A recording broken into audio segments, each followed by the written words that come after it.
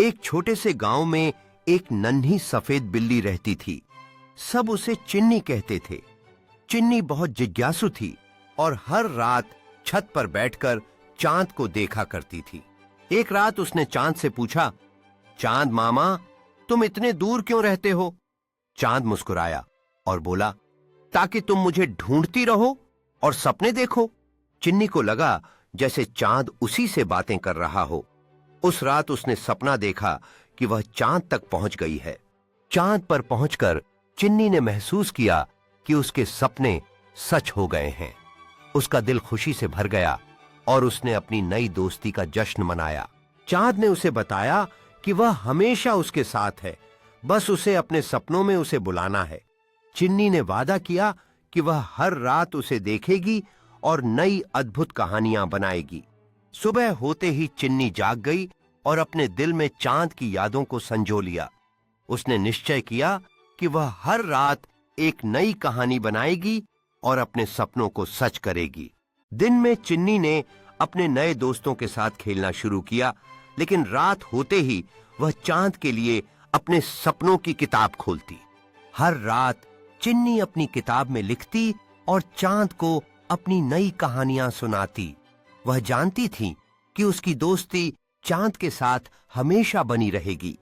चिन्नी ने समझा कि सपने और दोस्ती की कोई हद नहीं होती।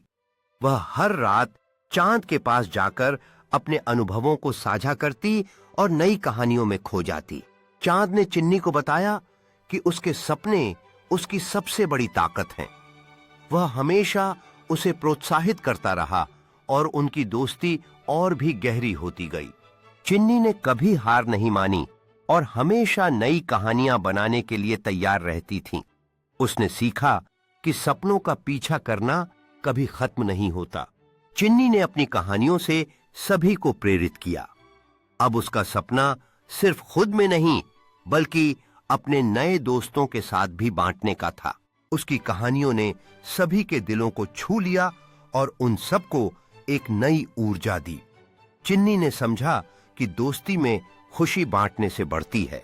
अब चिन्नी और उसके दोस्तों ने मिलकर एक कहानी की किताब बनाई, जिसमें उनकी सभी यादें और सपने शामिल थे। यह किताब उनके बंधन को और मजबूत बनाती गई। उनकी मेहनत ने रंग लाई और वे सब मिलकर अपनी कहानी का जश्न मनाने लगे। चिन्नी ने सीखा कि सच्ची खुशी साझा करने से ही मिलती है। उनकी खुशी के पल ने साबित कर दिया कि जीवन की मीठी चीजें बांटने से और भी मीठी हो जाती हैं। चिन्नी और उसके दोस्तों ने मिलकर नई यादें बनाई। दिन के अंत में चिन्नी ने महसूस किया कि हर एक क्षण की अपनी विशेषता होती है। उसने अपने दोस्तों के साथ बिताए समय को सबसे अनमोल समझा। चिन्नी ने समझा कि दोस्ती और सपनों के साथ हर रात एक नई कहानी शुरू होती है।